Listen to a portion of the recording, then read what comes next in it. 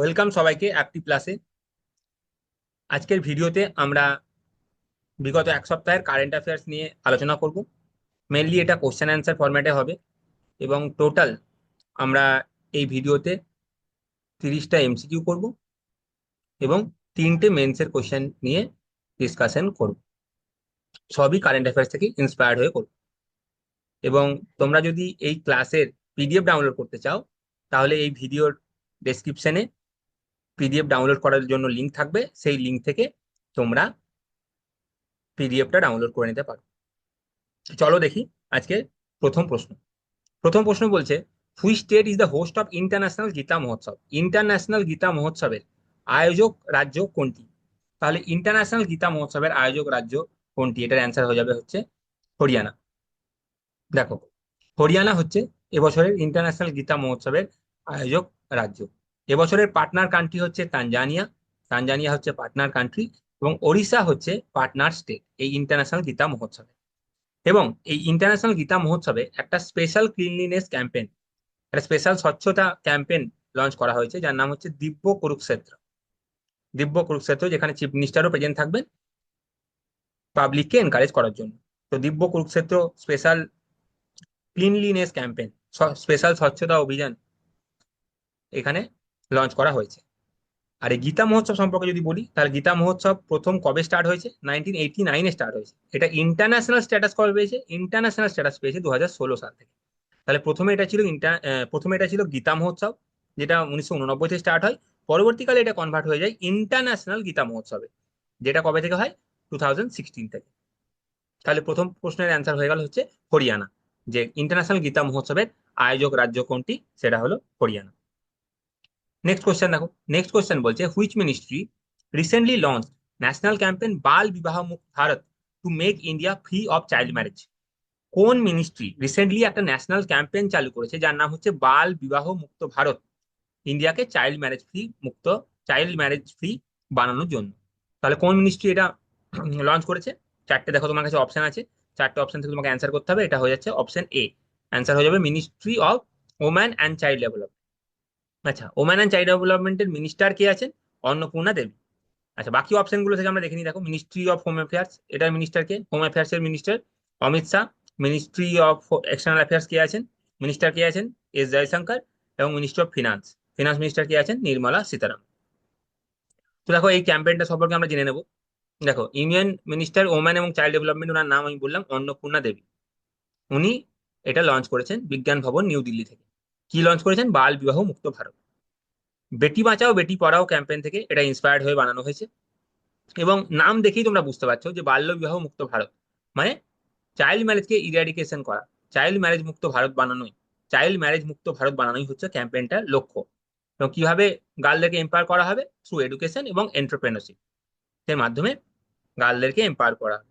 এবং একটা পোর্টাল, যে পোর্টালের নাম হচ্ছে child marriage free Bharat portal, awareness এর জন্য এবং রিপোর্টিং এর জন্য লঞ্চ করা হয়েছে। এইটার সাথে সাথে বাল বিবাহ মুক্ত ভারত ক্যাম্পেইনের সাথে সাথে চাইল্ড ম্যারেজ ফ্রি ভারত পোর্টালও লঞ্চ করা হয়েছে।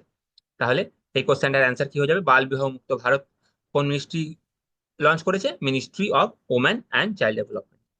নেক্সট কোশ্চেন দেখো, বলছে which country has named cyclone Fengal that recently hit eastern coast of India? Eastern coast of India mainly Tamil Nadu এবং পুডুচেরি, এখানে রিসেন্টলি হিট করেছে এই সাইক্লোন ফেঙ্গাল। তো এই সাইক্লোন ফেঙ্গালের নামকরণ কোন কোন দেশ করেছে? চারটে অপশন আছে তোমার কাছে। তো এখানে অ্যান্সার হয়ে যাবে হচ্ছে সৌদি আরব ফেঙ্গালের নামকরণ করেছে। ফেঙ্গাল একটা আরবিক অরিজিন ওয়ার্ড। এই সাইক্লোন ফেঙ্গাল কোথায় হিট করেছে? ইন্ডিয়ার তামিলনাড়ু এবং পুডুচেরির কোস্টে রিসেন্টলি হিট করেছে। এবং এই ফেঙ্গালের নামকরণ কে করেছে? ফেঙ্গালের নামকরণ করেছে করেছে হচ্ছে এই দেখো সৌদি আরব। আচ্ছা, কয়েক মাস আগে আরেকটা সাইক্লোন এসেছিল বে অফ বেঙ্গলে, সেটার নাম হচ্ছে ইন্ডিয়ার ইস্ট কোস্টে বে অফ বেঙ্গলে এসেছিল, তার নাম হচ্ছে সাইক্লোন দানা। সেই সাইক্লোন দানার নামকরণ করেছিল হচ্ছে কাতার। আর এখন যে সাইক্লোন ফেঙ্গাল এসছে এটা নামকরণ করা হচ্ছে সৌদি আরব। তো সৌদি আরব এই যে ফেঙ্গালের নামকরণ করেছে, এবং কাতার এর আগে যে দানা বলে যে সাইক্লোন এসেছিল সেটা নামকরণ করেছে হচ্ছে কাতার। আচ্ছা, সাইক্লোনের নেমিং কি করে হয় এটা নিয়ে একটা মেন্সের কোশ্চেন আমরা রেখেছি, এটা লাস্টে ডিসকাশন করবো। প্রথমে আমরা এমসিকিউ গুলো ডিসকাশন করে নিচ্ছি। এবং ইউপিএসসি 2013-এ ইউপিএসসি 2013 ইউএসএ এর কোশ্চেন তোমরা যদি দেখো, এরকম টাইপের একটা কোশ্চেন যে সাইক্লোনের নেমিং থেকে অলরেডি এসেছে, সেই কোশ্চেনটা আমরা ডিসকাশন করব, এই ভিডিওটা লাস্টে ডিসকাশন করব। আচ্ছা, এবার নেক্সট কোশ্চেন দাও। Who has been appointed as a new chief of BrahMos aerospace? BrahMos এরোস্পেসের নতুন চিফ হিসাবে কাকে অ্যাপয়েন্ট করা হয়েছে? তো ব্রাহ্মোস এরোস্পেসের নতুন চিফ হিসাবে যাকে অ্যাপয়েন্ট করা হয়েছে তার নাম হচ্ছে জয়তীর্থ রাঘবেন্দ্র যোশী। তোমরা দেখেই দেখো, ডক্টর জয়তীর্থ রাঘবেন্দ্র যোশীকে ব্রাহ্মোস এরোস্পেসের চিফ হিসাবে নিয়োগ করা হয়েছে, অ্যাপয়েন্ট করা হয়েছে। ব্রাহ্মোস এরোস্পেস কিসের সাথে অ্যাসোসিয়েটেড? ব্রাহ্মোস সুপারসনিক ক্রুজ মিসাইলের সাথে অ্যাসোসিয়েটেড। আচ্ছা, ডক্টর জয়তীর্থ রাঘবেন্দ্র যোশীর এই মিসাইল টেকনোলজিতে 30 বছরেরও বেশি অভিজ্ঞতা আছে, এবং উনি এর আগে ভারতের পৃথ্বী এবং অগ্নি মিসাইল প্রোগ্রামের কন্ট্রিবিউট করেছেন, এবং ইন্ডিয়ার যে long range surface to air missile programme LRSAM programme, এই প্রোগ্রামের উনি ডেপুটি প্রজেক্ট ডিরেক্টর হিসাবেও কাজ করেছেন। আর ডক্টর জয়তীর্থ রাঘবেন্দ্র যোশীর আগে ব্রাহ্মোস এরোস্পেসের চিফ কে ছিলেন? এর আগে চিফ ছিলেন হচ্ছে অতুল দিনকর রানে। তো অতুল দিনকর রানের জায়গায় নতুন চিফ হিসাবে যিনি অ্যাপয়েন্ট হয়েছেন ব্রাহ্মোস এরোস্পেসে, তার নাম হচ্ছে ডক্টর জয়তীর্থ রাঘবেন্দ্র যোশী। এবার পরের প্রশ্ন দেখো। Union cabinet has approved the construction of Heo hydro electric project in the state of. Union cabinet recently Heo জলবিদ্যুৎ প্রকল্পের কনস্ট্রাকশনের জন্য অ্যাপ্রুভাল দিয়েছে। এই হিও হাইড্রো ইলেকট্রিক প্রজেক্ট কোন রাজ্যে? চারটে অপশন দেখো, নাগাল্যান্ড, অরুণাচল প্রদেশ, আসাম এবং মণিপুর। অ্যান্সার হয়ে যাবে হচ্ছে অরুণাচল প্রদেশ। এই হিও হাইড্রো ইলেকট্রিক প্রজেক্ট কোথায় হবে? অরুণাচল প্রদেশে। এটার 240 মেগাওয়াট বিদ্যুৎ উৎপাদনের ক্ষমতা থাকবে, এবং এটা অরুণাচল রাজ্যে হতে চলেছে। ক্যাবিনেট এটার অ্যাপ্রুভাল দিয়ে দিয়েছে। আচ্ছা, অরুণাচল প্রদেশ সম্পর্কে একটু জেনে নিই। সিএম কে বর্তমানে? প্রেমা খান্ডু। অরুণাচল প্রদেশের ক্যাপিটাল হচ্ছে ইটানগর, এবং এর আগে নাম ছিল NEFA, north eastern frontier agency. Next question দেখো। Who is the youngest player to be sold in IPL auction history? IPL অকশনের হিস্ট্রিতে সব থেকে ইয়ংগেস্ট প্লেয়ার হিসাবে কে বিক্রি হয়েছে এবছর? চারটে অপশন দেখো। ঋষভ পান্থ, বৈভব সূর্যবংশী, ওয়াই চাহাল এবং বিরাট কোহলি। দেখো, ঋষভ পান্থ হচ্ছে মোস্ট এক্সপেন্সিভ। যদি জিজ্ঞেস করে সেক্ষেত্রে হয়ে যাবে তোমার ঋষভ পান্থ আইপিএল অকশন হিস্ট্রিতে এবছর। কিন্তু এখানে জিজ্ঞেস করছি ইয়ংগেস্ট প্লেয়ার, এখানে অ্যান্সারটা হয়ে যাবে বৈভব সূর্যবংশী। বৈভব সূর্যবংশীর বয়স জানো? বয়স তোমরা কি জানো? 13 বছর বয়স। মাত্র 13 বছর বয়সে আইপিএল এর ইতিহাসে, আইপিএল এর নিলামের ইতিহাসে উনি বিক্রি হয়েছেন 13 বছর বয়সে। কে কিনেছে বৈভব সূর্যবংশীকে? বৈভব সূর্যবংশীকে কিনেছে হচ্ছে রাজস্থান রয়্যালস। রাজস্থান রয়্যালস 1,10,00,000 টাকায় কিনেছে। রাজস্থান রয়্যালস কিনেছে। আচ্ছা, এই বছরের আইপিএল এর নিলাম কোথায় হয়েছে? সৌদি আরবের জেদাতে হয়েছে। মোস্ট এক্সপেন্সিভ প্লেয়ার হচ্ছে ঋষভ পান্থ, আর ইয়ংগেস্ট প্লেয়ার হিসাবে যিনি বিক্রি হয়েছেন তিনি হচ্ছেন বৈভব সূর্যবংশী। তিনি হচ্ছেন বিহারের ছেলে, বিহারে, বিহার থেকে বিলং করেন। আচ্ছা, next question. According to the recently release report, which state রিমেন্ড on top in milk production? Recently একটা রিপোর্ট এসেছে, দেখো সেই রিপোর্টের নাম হচ্ছে এনিম্যাল হাজবেন্ড্রি স্ট্যাটিস্টিক্স 2024 রিপোর্ট। এই রিপোর্ট অনুসারে মিল্ক প্রোডাকশনের টপ স্টেট কোনটা? মিল্ক প্রোডাকশনে ফার্স্ট কে হয়েছে? মিল্ক প্রোডাকশনের টপ স্টেট কে? তো মিল্ক প্রোডাকশনের টপ স্টেট চারটে অপশন আছে, উত্তরপ্রদেশ, মধ্যপ্রদেশ, হরিয়ানা, উড়িষ্যা। টপ স্টেট হয়ে যাচ্ছে উত্তরপ্রদেশ। মিল্ক প্রোডাকশনের টপ স্টেট উত্তরপ্রদেশ, 1 নম্বরে উত্তরপ্রদেশ, 2-এ রাজস্থান, 3-এ মধ্যপ্রদেশ, 4-এ গুজরাট এবং 5-এ মহারাষ্ট্র। এটা এনিম্যাল হাজবেন্ড্রি স্ট্যাটিস্টিক্স 2024 রিপোর্ট অনুসারে। দেখো, তোমরা এত মনে রাখতে পারবে না, তো মনে রাখার দরকার নেই। মেনলি যে ফার্স্ট উত্তরপ্রদেশ, এটা মনে রাখার চেষ্টা করো, যে মিল্ক প্রোডাকশনে টপ স্টেট কে, সেটা হচ্ছে উত্তরপ্রদেশ। আর একটা মিল্ক প্রোডাকশনের তথ্য তোমরা মনে রাখতে পারো, যে মিল্ক প্রোডাকশনে হাইস্ট পার্সেন্টেজ ইনক্রিজ, মানে আগের বছর থেকে এবছরে মিল্ক প্রোডাকশনে সব থেকে বেশি বৃদ্ধি, পার্সেন্টেজ ওয়াইজ সব থেকে বেশি বৃদ্ধি আগের বছরের তুলনায় এবছরে কোন রাজ্যে হয়েছে? সেটা হচ্ছে ওয়েস্ট বেঙ্গল। যেহেতু তোমরা WBCS এর জন্য প্রিপারেশন নিচ্ছ, তাই ওয়েস্ট বেঙ্গল রিলেটেড যে কোনো কিন্তু ডেটা তোমাদের জন্য ইম্পর্টেন্ট হয়ে যাবে। আচ্ছা, মিল প্রোডাকশনে তো টপ স্টেট হয়ে গেল উত্তরপ্রদেশ, এবং মিল প্রোডাকশনে বৃদ্ধি অনুযায়ী সব থেকে প্রথম স্টেট হচ্ছে ওয়েস্ট বেঙ্গল। যে আগের বছরের তুলনায় এবছরে সব থেকে বেশি বৃদ্ধি কোথায় হয়েছে, কোন রাজ্যে? West Bengal. এই এনিম্যাল হাজবেন্ড্রি স্ট্যাটিস্টিক্স 2024 রিপোর্টে আরো প্রোডাকশন, যেমন meat production, egg production, wool production সম্পর্কেও তথ্য দেওয়া আছে। তো মিট প্রোডাকশনের টপ স্টেট কে? মিট প্রোডাকশনের টপ স্টেট হচ্ছে 1 নম্বর হচ্ছে ওয়েস্ট বেঙ্গল। এগ প্রোডাকশনের টপ স্টেট কে? অন্ধ্রপ্রদেশ। এবং উল প্রোডাকশনের টপ স্টেট কে? রাজস্থান। তাহলে তোমরা মেইনলি টপ স্টেট গুলো মনে রাখার চেষ্টা করো। মিল্ক প্রোডাকশনের টপ স্টেট হচ্ছে উত্তরপ্রদেশ, মিট প্রোডাকশনের top state West Bengal, egg প্রোডাকশনে অন্ধ্রপ্রদেশ এবং উল প্রোডাকশনে রাজস্থান। আর একটা মনে রাখো যে মিল্ক প্রোডাকশনে সব থেকে বেশি বৃদ্ধি কোন রাজ্যের হয়েছে আগের বছরের তুলনায়, সেটা হচ্ছে ওয়েস্ট বেঙ্গল। নেক্সট প্রশ্ন দেখো, which Indian other has been awarded the Pfizer prize 2024? কোন ইন্ডিয়ার অথারকে ফাইজার প্রাইজ 2024 দেওয়া হয়েছে? চারটে অপশন আছে, তোমরা চারটে অপশন দেখে নাও। এখানে অ্যান্সার হয়ে যাবে হচ্ছে প্রফেসর প্রজিত বিহারী মুখার্জি। অশোকা ইউনিভার্সিটির প্রফেসর প্রফেসর প্রজিত বিহারী মুখার্জিকে এই ফাইজার প্রাইজ দেওয়া হয়েছে। কোন বইয়ের জন্য দেওয়া হয়েছে? Brown skins, white quotes, race science in India 1920 to 1966। এই বইটার জন্য professor Prajit Bihari মুখার্জিকে Pfizer prize 2024 দেওয়া হয়েছে। তো ফাইজার প্রাইজ কবে থেকে দেওয়া স্টার্ট হয়? 1958 থেকে স্টার্ট হয়। কাদেরকে দেওয়া হয়? যারা কন্ট্রিবিউট করে কোন ফিল্ডে? হিস্ট্রি অফ সায়েন্স, সায়েন্সের হিস্ট্রি সম্পর্কে যারা লেখেন, যারা কন্ট্রিবিউট করেন এই ফিল্ডে, তাদেরকে এই অ্যাওয়ার্ডটা দেওয়া হয়ে থাকে। আচ্ছা, নেক্সট কোশ্চেন দেখো, Yamandu Orsi has been elected as a new president of which country? Yamandu Orsi কোন দেশের নতুন প্রেসিডেন্ট হিসাবে ইলেক্ট হয়েছেন? চারটে অপশন আছে দেখো, ব্রাজিল, ইকুয়েডর, উরুগুয়ে এবং আর্জেন্টিনা। তো এখানে অ্যান্সার হয়ে যাবে হচ্ছে উরুগুয়ে। উরুগুয়ে একটা সাউথ আমেরিকান কান্ট্রি। সবসময় তোমরা যখন কোনো নতুন দেশ দেখবে বা কোনো দেশ সম্পর্কে দেখবে, সবসময় সেটার ওয়ার্ল্ড ম্যাপে তার লোকেশনটা দেখে নেওয়ার চেষ্টা করবে। এই যে ইয়ামান্ডু ওরসি, ইনি একজন লেফট উইং পলিটিশিয়ান এবং ফরমার মেয়র। তিনি উরুগুয়ের নতুন প্রেসিডেন্ট হিসাবে নির্বাচিত হয়েছেন। দেখো এই দেখো উরুগুয়ে, সাউথ আমেরিকায়। এর ক্যাপিটালের নাম হচ্ছে মন্টেভিডিও, এর ক্যাপিটাল। তো এটা কোথায়?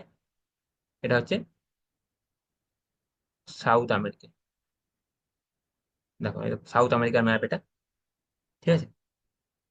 দেখো বাকি যে আছে, এই যে ব্রাজিল, আর্জেন্টিনা, এগুলোও তোমরা ম্যাপে দেখে নেবে সবসময়। এই দেখো ব্রাজিল, দেখো আর্জেন্টিনা, ঠিক আছে। চলো পরের প্রশ্ন দেখো, ninth Amur falcon festival was celebrated in which state? Ninth Amur falcon festival কোন স্টেটে সেলিব্রেট করা হলো? চারটে অপশন, তামিলনাড়ু, মণিপুর, কেরালা এবং তেলেঙ্গানা। এখানে অ্যান্সার হয়ে যাবে হচ্ছে Manipur.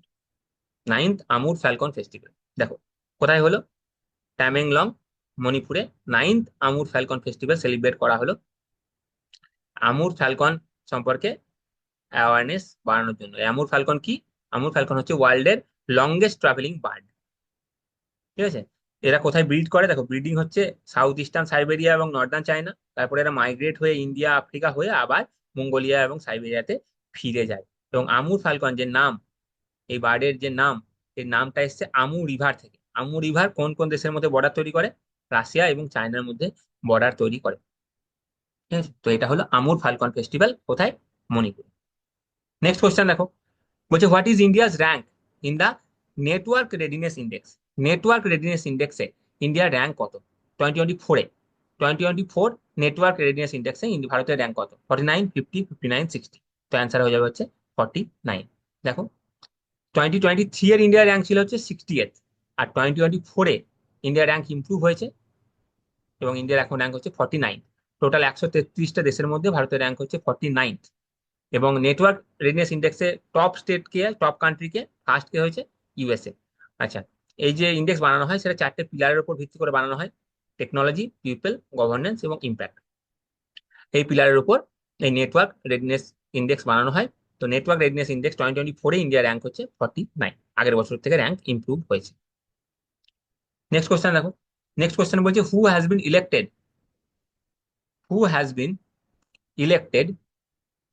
As the who has been elected as the 11th president of the Asian development bank? Asian development ব্যাংকের 11তম প্রেসিডেন্ট হিসাবে কে ইলেক্ট হয়েছেন? দেখো চারটে অপশন, Satpal Singh, Takeda, Yoko Tanaka এবং মাসাটো কান্ডা। তো এখানে অ্যান্সার হয়ে যাবে মাসাটো কান্ডা। উনি কি হিসাবে ইলেক্ট হয়েছেন? এডিবি, এশিয়ান ডেভেলপমেন্ট ব্যাংকের 11তম প্রেসিডেন্ট হিসাবে ওনাকে ইলেক্ট করা হয়েছে। কাকে? মাসাতো কান্ডা। মাসাতো কান্ডা বর্তমানে কি? বর্তমানে জাপানের প্রাইম মিনিস্টার এবং ফিনান্স মিনিস্টারের স্পেশাল অ্যাডভাইসার হিসাবে কাজ করছেন। আচ্ছা, যদি এশিয়ান ডেভেলপমেন্ট ব্যাংক সম্পর্কে আমরা জানতে চাই, এশিয়ান ডেভেলপমেন্ট ব্যাংকের প্রতিষ্ঠা হয়েছিল 1966-এ। এশিয়ান ডেভেলপমেন্ট ব্যাংকের হেডকোয়ার্টার হচ্ছে মানিলা, ফিলিপাইন্স, এবং বর্তমানে 69 মেম্বার আছে Asian development bank. Next question দেখো, which country will host the Asian rifle and pistol cup in 2026? Asian rifle এবং পিস্তল কাপ 2026 সালে কোন দেশ আয়োজন করবে? তো কোন দেশ আয়োজন করবে? এখানে অ্যান্সার হয়ে যাবে ইন্ডিয়া। আরো একটা major international shooting champion shooting competition Asian rifle pistol cup 2026 India new দিল্লিতে হোস্ট করবে। পরের প্রশ্ন দেখো, who has been awarded the Rochdale pioneers award 2024 by the international cooperative alliance. দেখো কোশ্চেনের মধ্যেই একটা তথ্য দেওয়া আছে যে রোচডেল পায়োনিয়ার্স অ্যাওয়ার্ড কে দেয়, এটা কে দেয়? ইন্টারন্যাশনাল কোঅপারেটিভ অ্যালায়েন্স দেয়। আচ্ছা, এই অ্যাওয়ার্ডটা 2024 কে পেয়েছে? পেয়েছে হচ্ছে ডক্টর উদয় শঙ্কর আওয়াস্তি পেয়েছে। এই ডক্টর উদয় শঙ্কর আওয়াস্তি কে? উনি হচ্ছেন IFFCO Indian farmers fertilisers cooperative লিমিটেডের এমডি এবং সিইও।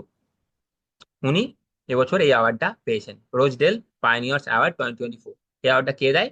বললাম এক্ষুনি, ইন্টারন্যাশনাল কোঅপারেটিভ অ্যালায়েন্স। আচ্ছা, এর আগে 2001 সালে এই অ্যাওয়ার্ডটা পেয়েছিলেন হচ্ছে ডক্টর ভার্গেইস কুরেন। তোমরা আমাকে বলবে যে এই ডক্টর ভার্গেইস কুরেন কিসের জন্য বিখ্যাত? আমরা ওনাকে, ওনার যে নাম জানি, তিনি কিসের জন্য বিখ্যাত? পরের প্রশ্ন দেখো, in which state was the 12th international tourism mart organised? কোন রাজ্যে 12তম ইন্টারন্যাশনাল ট্যুরিজম মার্ট অর্গানাইজ করা হয়েছিল? চারটে অপশন, আসাম, সিকিম, ত্রিপুরা এবং নাগাল্যান্ড। তো এখানে অ্যান্সার হয়ে যাবে হচ্ছে আসাম। দেখো আসামের কাজিরাঙ্গাতে 12তম ইন্টারন্যাশনাল ট্যুরিজম মার্টের আয়োজন করা হয়েছিল। কে আয়োজন করেছিল? Is organised by ministry of tourism, এটা অর্গানাইজ করেছিল। আচ্ছা, যদি কাজিরাঙ্গা ন্যাশনাল পার্ক সম্পর্কে একটু জানি, তাহলে এটা আমরা জানি যে UNESCO world heritage site Kaziranga national park একটা। এবং এটা কিসের জন্য বিখ্যাত? মেনলি ওয়ান হর্ন রাইনোর জন্য কাজিরাঙ্গা ন্যাশনাল পার্ক বিখ্যাত। নেক্সট কোশ্চেন দেখো, which missile capable of carrying nuclear weapons has been successfully tested by the Indian navy? দেখো বলছি, Indian navy recently successfully test করেছে একটা মিসাইল, যে মিসাইলটা নিউক্লিয়ার উইপেন ক্যারি করতে পারে। সেই মিসাইলের নাম কি? সেই মিসাইলের নাম হচ্ছে K4 nuclear capable ballistic missile. তাহলে এটা হচ্ছে K4 নিউক্লিয়ার ক্যাপেবল ব্যালিস্টিক মিসাইলকে Indian navy recently successfully test করেছে। কোথা থেকে টেস্ট করেছে? কোন সাবমেরিন থেকে? এটাও ইম্পর্টেন্ট, আইএনএস আরিঘাট থেকে সাকসেসফুলি টেস্ট করেছে। তাহলে ব্যালিস্টিক মিসাইলটার নাম কি? K4 nuclear ballistic missile. কোথা থেকে এটা সাকসেসফুলি লঞ্চ করা হয়েছে, টেস্ট করা হয়েছে? আইএনএস আরিঘাট থেকে। নেক্সট কোশ্চেন দেখো, বলছি in which north eastern state of the country will the Indian international science festival be organise for the first time? ভারতের কোন উত্তর পূর্ব রাজ্যে ইন্ডিয়ান ইন্টারন্যাশনাল সায়েন্স ফেস্টিভ্যাল প্রথমবারের জন্য অর্গানাইজ করা হবে? তো এটার অ্যান্সার হয়ে যাবে আসাম। আসামের আইআইটি গুয়াহাটিতে, আইআইটি গুয়াহাটিতে এটা অর্গানাইজ করা হচ্ছে। নভেম্বর 30 থেকে 4 ডিসেম্বর অব্দি চলবে। তো এটা আসামে প্রথমবার হলো, এটা 10th এডিশন। এবং এটার থিম হচ্ছে transforming India into an science and tech driven global manufacturing hub. ঠিক আছে, এটার থিম, অনেক সময় থিম থেকেও প্রশ্ন দিয়ে দেয়। তো এটা আসামে হচ্ছে, আইআইটি গুয়াহাটি অর্গানাইজ করছে। এবং এটা থিম হচ্ছে transforming India into and science and tech driven global manufacturing hub. Next question দেখো, which Indian institution was awarded the OPCW Hague prize?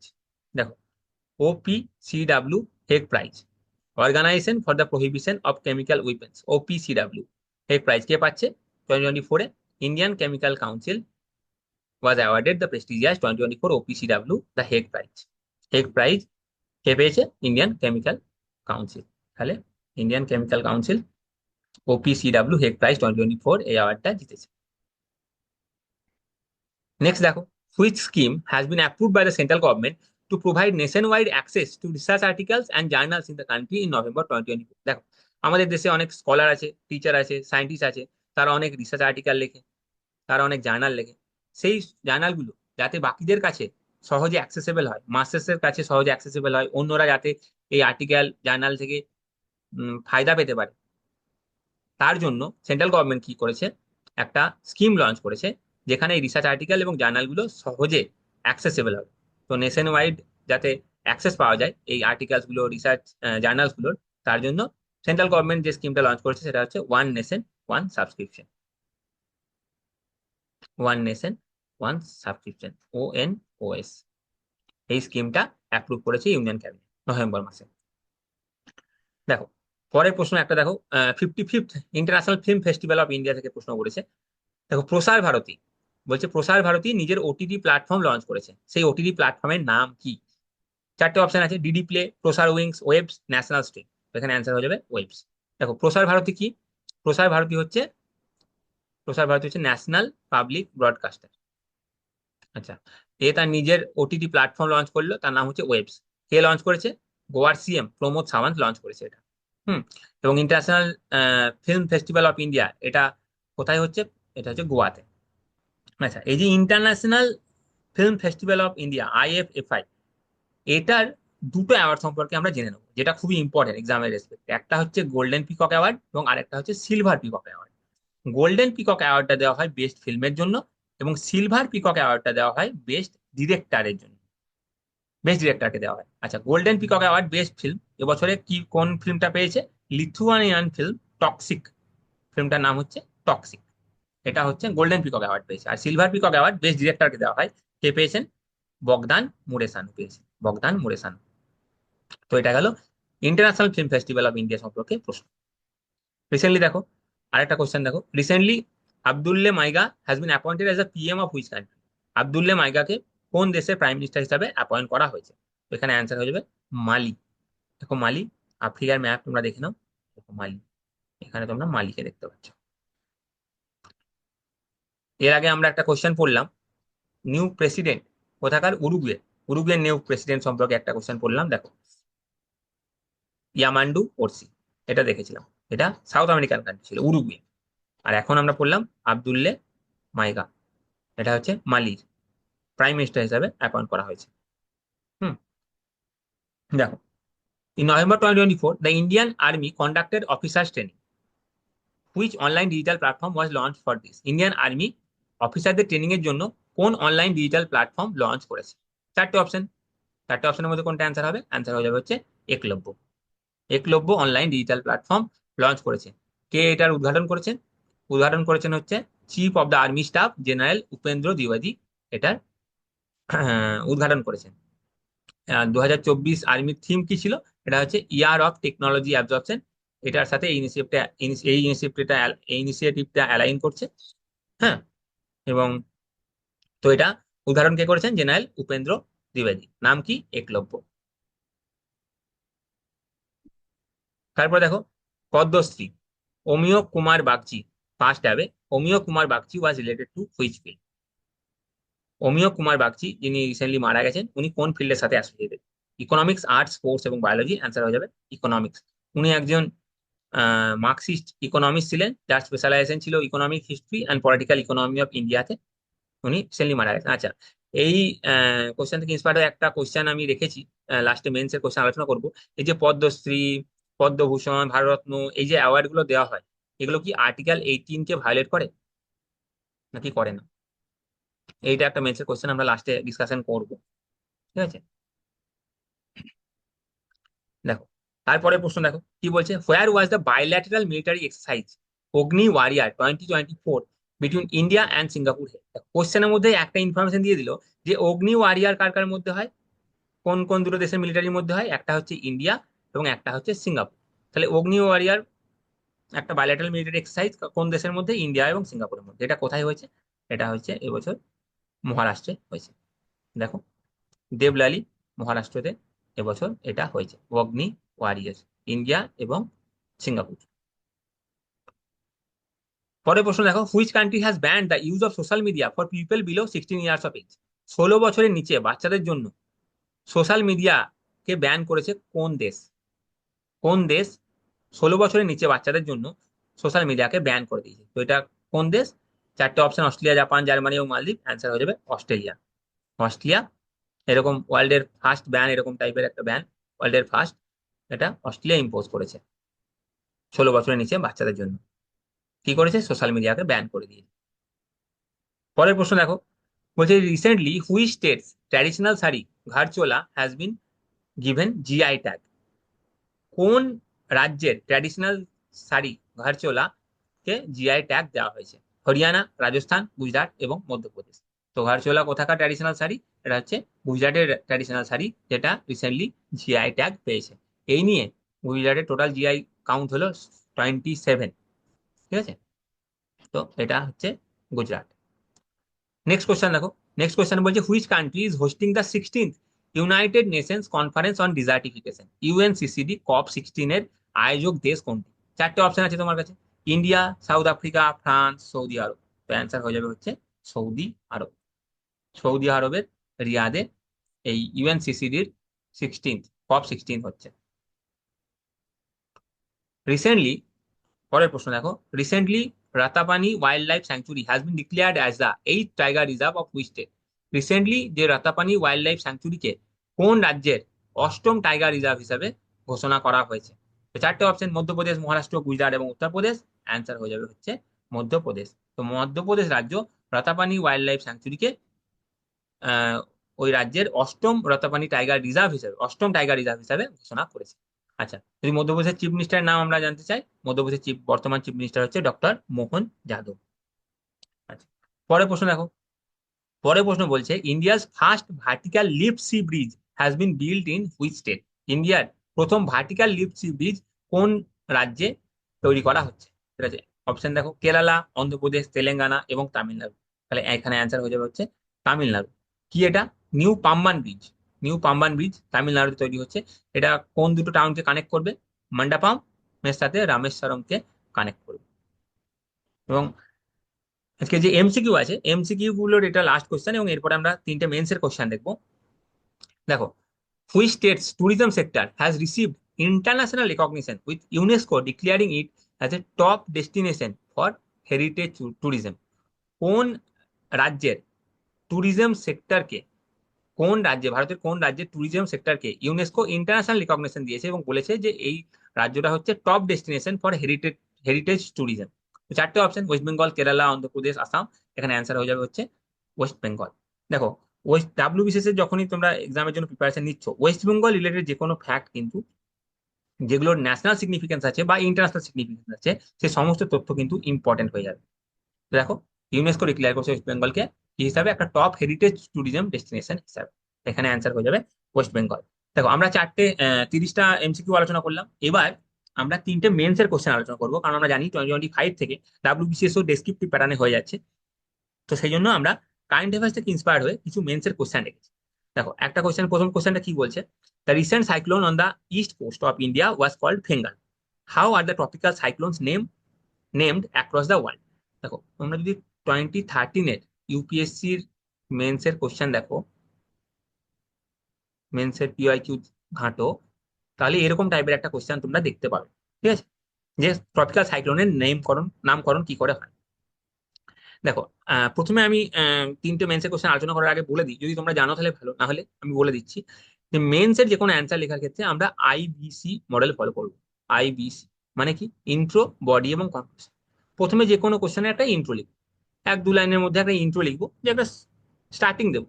হ্যাঁ, যে এখানে যেমন ধরো মেন কোশ্চেনটা কি নিয়ে, মেন কোশ্চেনটা হচ্ছে ট্রপিক্যাল সাইক্লোনের কিভাবে নামকরণ করা হয়। তাহলে কিভাবে নামকরণ করা হয় সেটার অ্যান্সারটা আমরা বডির মধ্যে লিখবো।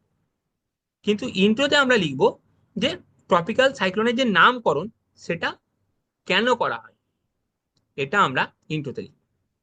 তারপরে বডিতে নামকরণ কিভাবে করা হয় এটা লিখবো, হাউ, এবং তারপরে একটা কনক্লুশন লিখে দেবো। তো এই ফরম্যাটটা কিন্তু আমরা যে কোনো মেন্সের কোশ্চেনের ক্ষেত্রে আমরা এই ফরম্যাটটা বজায় রাখবো, ইন্ট্রো, বডি, কনক্লুশন। তাহলে দেখো, এই কোশ্চেনটা বলছে যে ট্রপিক্যাল সাইক্লোনের নামকরণ কি করে হয়, এটা বলছে। দেখো, এখানে দেখো তোমরা একটা ইন্ট্রো লিখতে পারো যে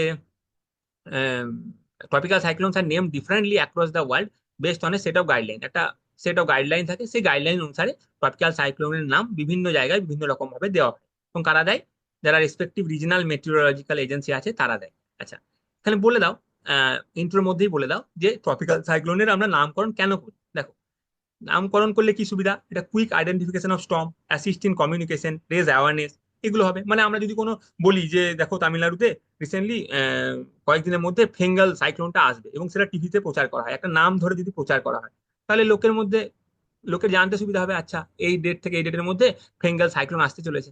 তো কমিউনিকেশনে অ্যাসিস্ট করার জন্য, লোকের মধ্যে অ্যাওয়ারনেস জাগানোর জন্য, যাতে ডিভাস্টেশন কম হয়, এগুলোর জন্য মেনলি নামকরণটা করা হয়। আচ্ছা, tropical cyclone are named across the world বিভিন্ন জায়গায় বিভিন্ন রকম ভাবে করা হয়, বাট আমি মেনলি তোমাকে কনসেপ্টটা বলে দিচ্ছি। ধরো, কিছু কান্ট্রি থাকবে, ধরো আমি একটা এক্সাম্পল দিচ্ছি, এটা জাস্ট ধরো কোন একটা রিজনে 5টা কান্ট্রি আছে, সেই 5টা কান্ট্রি 5টা করে নাম দিল, তাহলে টোটাল 25টা নাম হলো। সেই 25টা নামকে অ্যালফাবেটিক্যালি একটা লিস্টে রাখা হলো, 1 2 3 4 করে। যে ধরো সেই বছর কোনো একটা সাইক্লোন হিট করলো, প্রথম সাইক্লোন যে হিট করলো, তো এই যে 1 নম্বরে যে নামটা আছে সেই নামটা দিয়ে দেওয়া হলো। তারপরে যদি কোনো সে বছর আর কোনো সাইক্লোন এলো ওই এরিয়াতে, তাহলে যে সেকেন্ড নামটা আছে সেই নামটা ওই সাইক্লোনকে দেওয়া হলো। এইভাবে নামগুলো অ্যাসাইন করা হয়। অনেকে অ্যালফাবেটিক্যালি করে। আচ্ছা, দেখো, বে অফ বেঙ্গল এবং আরবিয়ান ওশেনের জন্য কে নামকরণ করে? কে এটা দায়িত্বে আছে? Indian meteorological department. এখানে টোটাল 13টা কান্ট্রি আছে। নর্থ আটলান্টিক রিজনে কে করে?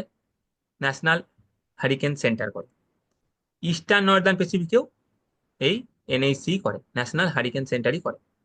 আচ্ছা, আর যদি ওয়েস্টার্ন নর্দার্ন প্যাসিফিকে দেখি, তাহলে এটা করে হচ্ছে জাপান মেট্রোলজিক্যাল এজেন্সি। ঠিক আছে।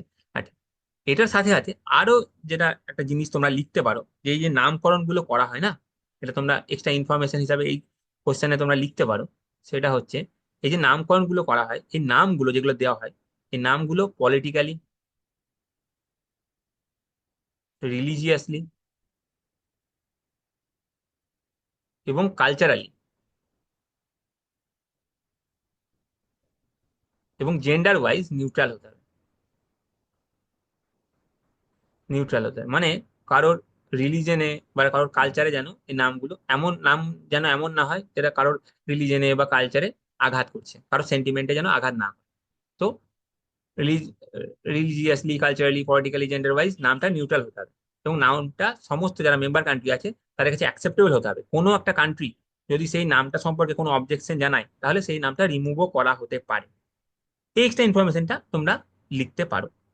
তারপরে তোমরা কনক্লুশন এটা লিখে দেবে যে naming system helps in efficient tracking, forecasting and management of tropical cyclone. এই বলে তোমরা কনক্লুড করে দিলে যে নামকরণ করা হলে ট্রপিক্যাল সাইক্লোনকে ইফেক্টিভলি ম্যানেজও করা যাবে।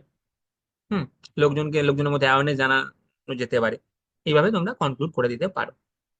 ঠিক আছে। মানে প্রথমে ইন্ট্রোতে তোমরা বললে যেটা গাইডলাইন, কিছু সেট অফ গাইডলাইন্স অনুযায়ী হয় এবং রিজনাল মেট্রোলজিক্যাল এজেন্সিরা বিভিন্ন নামকরণ করে। এবং এই যে পয়েন্টটা, এটা তোমরা কনক্লুশনেও ইউজ করতে পারো। এটা এক একজনের এক এক রকম ডিফারেন্ট স্টাইল হয়। তো এই যে প্রথম লাইনটা, এটা তোমরা ইন্ট্রোতে ইউজ করতে পারো। তারপরে তো বডিটা লিখলে যে বিভিন্ন জায়গায় বিভিন্ন রকম কিভাবে নামকরণ হয়, কারা করে। এবং তারপরে এইটা তোমরা কনক্লুশনে ইউজ করতে পারো। ঠিক আছে। দেখো, এবার নেক্সট কোশ্চেন। দেখো, tropical cyclones are largely confined to South China sea, bay of Bengal and gulf of Mexico. Why? কেন ট্রপিক্যাল সাইক্লোন মেনলি এই রিজন গুলোতেই পাওয়া যায়? এই কোশ্চেনটাও 2014-এর ইউপিএসসি মেন্স এর যদি তোমরা কোশ্চেন দেখো, ইউপিএসসি মেন্স পিআইকিউ থেকে ইন্সপায়ার্ড হয়ে করা হয়েছে। ঠিক আছে। এই এটাই কেন, তো আবার আমি বললাম যে আমরা একই ফরম্যাট বজায় রাখবো, ইন্ট্রো, বডি, কনক্লুশন। তো দেখো, ইন্ট্রোতে এই কোশ্চেনে তোমরা ট্রপিক্যাল সাইক্লোন সম্পর্কে কিছু একটা লিখতে পারো। যে বলতে পারো যে tropical cyclones are also known as hurricanes or typhoons, they are severe weather events that can cause devastating damage to coastal community. এভাবে কিছু লিখলে, বা তুমি নর্মালি লিখতে পারো এগুলো হচ্ছে লো প্রেসার সিস্টেম। হুম, লো প্রেসার সিস্টেম। এভাবে কোনো একটা, যে কোনো একটা এক লাইনে কিছু একটা ট্রপিক্যাল সাইক্লোন সম্পর্কে তোমরা লিখলে। কিন্তু কোশ্চেনটা বলেছে যে ট্রপিক্যাল সাইক্লোন লার্জলি কেন এই এরিয়ার মধ্যেই কনফাইন। তাহলে যেটা main demand of the question, সেটা আমরা কোথায় লিখবো? সেটা আমরা লিখবো বডির মধ্যে। দেখো, তাহলে এই কোশ্চেনটা আমরা অ্যাপ্রোচ কিভাবে করবো? এই কোশ্চেনটা আমরা যেভাবে অ্যাপ্রোচ করবো, সেটা হচ্ছে আমাদেরকে ট্রপিক্যাল সাইক্লোন ফরমেশনের কন্ডিশন জানতে হবে। ট্রপিক্যাল সাইক্লোন ফরমেশনের কন্ডিশন। তো আমরা বডিতে কি লিখবো? যে ট্রপিক্যাল সাইক্লোন ফরমেশনের যে যে কন্ডিশন গুলো লিখবো, 1 2 3 4 করে লিখবো। এগুলো তোমরা বেসিক জিওগ্রাফি ক্লাসে করো। যে সি সারফেস টেম্পারেচারটা ওই অ্যারাউন্ড 26.5 ডিগ্রি সেন্টিগ্রেড থাকতে হবে। অপটিমাম কোরিওলিস ফোর্স থাকতে হবে। হ্যাঁ। লো ভার্টিক্যাল উইন্ড শেয়ার থাকতে হবে। হ্যাঁ। মনসুন উইন্ডের একটা এফেক্ট আছে। তো এইগুলো হচ্ছে সাইক্লোন, ট্রপিক্যাল সাইক্লোন ফরমেশনের কন্ডিশন। তারপরে তোমরা একটা কানেক্টিং প্যারা লিখবে যে এই সমস্ত যে কন্ডিশন গুলো আছে, এগুলো মোস্টলি এই জায়গাতে প্রিভেল করে: south China sea, bay of Bengal, Gulf of Mexico. এইভাবে। তো এটা একটা তোমার লেখার প্যাটার্ন হতে পারে। দেখো, আমি এখানে লিখে দিয়েছি। এটা তো তোমরা ইন্ট্রোতে লিখলে, এটা তো একটা ইন্ট্রো দিল। টপিক্যাল সাইক্লোন সম্পর্কে কিছু একটা লিখলে সেটা তোমাদের ইন্ট্রো হয়ে গেল এই কোশ্চেনে।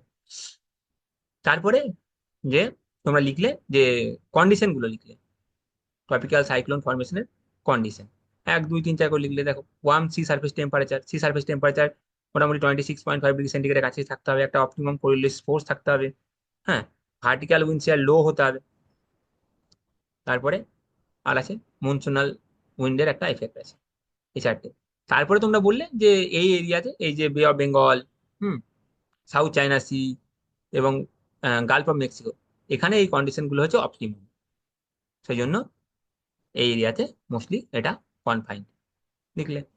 তারপরে তোমরা একটা কোনো একটা জেনারেল কনক্লুশন দিয়ে দিলে এখানে। এটা হয়ে গেল।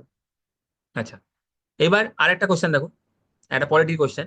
আমরা এখন একটা পড়লাম একটা কোশ্চেন, তোমরা যদি মনে আছে আমি তোমাকে দেখাচ্ছি, একটা এমসিকিউ করলাম যে দেখো, আহ, ভারত সরকার ইন্ডিয়ান স্টেট কি করে পদ্মশ্রী অ্যাওয়ার্ড দেয়, তাই তো? দেখো একটা কোশ্চেন আমরা দেখেছিলাম মনে হয় কাউকে, একটা প্রফেসর অমিয় কুমার বাগচি, হ্যাঁ দেখো, আহ অমিয় কুমার বাগচিকে পদ্মশ্রী দেওয়া হয়েছিল, এটা আমরা দেখছি পদ্মশ্রী দেওয়া হয়েছে। তো আমরা এখানে এখানে প্রশ্ন করছি, আমরা অনেক সময় দেখি যে ভারতরত্ন দেওয়া হয় অনেককে, ভারত সরকার অনেক সময় অনেককে ভারতরত্ন দেয়, কাউকে পদ্মশ্রী, কাউকে পদ্মভূষণ, এই অ্যাওয়ার্ড গুলো দেয়, তাই তো? তো এখানে কোয়েশ্চেন করছি, is Padma Shri a title under article 18? Article 18 এর আন্ডারে কি এটা একটা টাইটেল? আন্ডার আর্টিকেল 18 এর আন্ডারে যদি পদ্মশ্রী একটা টাইটেল হয়, তাহলে তো পদ্মশ্রী দেওয়া যাবে না। কারণ আর্টিকেল 18 কি বলে? আর্টিকেল 18 বলে অ্যাবলিশন অফ টাইটেলের কথা বলে, তাই তো? আর্টিকেল 18 কিসের কথা বলে? অ্যাবলিশন অফ টাইটেলের কথা বলে। তো এখানে আগে কোশ্চেনের মিনিংটা বোঝার চেষ্টা করো। বলছে আমাদের সংবিধান অনুসারে আর্টিকেল 18 লেখা আছে কি টাইটেলের অ্যাবলিশন করতে হবে, অ্যাবলিশন অফ টাইটেল। তাহলে ইন্ডিয়ান স্টেট, ভারত সরকার পদ্মশ্রী টাইটেল দেয়, পদ্মশ্রী অ্যাওয়ার্ড দেয় বিভিন্ন লোককে, তাহলে সেটা কি আর্টিকেল 18 কে ভায়োলেট করছে? এটা তোমাকে প্রশ্ন করছে। তাহলে বলছে এই যে ভারত রত্ন বা পদ্মশ্রী, পদ্মভূষণ, এই অ্যাওয়ার্ড গুলো ভারত সরকার দেয়, এটা কি আর্টিকেল 18 এর পরিপন্থী না আর্টিকেল 18 এর এগেনস্টে গিয়ে দেয়? এটা তোমার জিজ্ঞেস করেছে। দেখো, নর্মালি লজিক্যালি তুমি বুঝতে পারছো যে কোন সংবিধান বিরোধী কোনো কাজ তো ভারত সরকার করতে পারে না। তাহলে এখানে তোমাকে কি লিখতে হবে দেখো, এখানে তোমাকে ইন্ট্রোতে যেটা লিখতে হবে, এখানে ইন্ট্রো সোজা, কি আর্টিকেল 18 কি আছে সেটা তুমি লিখে দাও। তুমি এখানে লেখো যে আর্টিকেল 18 অ্যাবলিশন অফ টাইটেলের কথা বলে। এটা বলে যে ইন্ডিয়ান স্টেট কোনো সিটিজেন বা ফরেনারকে কোনো টাইটেল দিতে পারবে না, এক্সেপ্ট কোন ধরনের টাইটেল? মিলিটারি টাইটেল দিতে পারে বা একাডেমিক ডিস্টিংশন দিতে পারে, হ্যাঁ, ডক্টরেট ডিগ্রি এগুলো প্রদান করতে পারে, কিন্তু তাছাড়া কোনো টাইটেল দিতে পারবে না। আর কোনো ইন্ডিয়ান সিটিজেনও কোনো ফরেন স্টেট থেকে কোনো টাইটেল নিতে পারবে না। এটা তুমি লিখলে, আর্টিকেল 18টা তুমি ইন্ট্রোতে লিখে দিলে, ছোট করে লিখলে। It talks about abolition of title.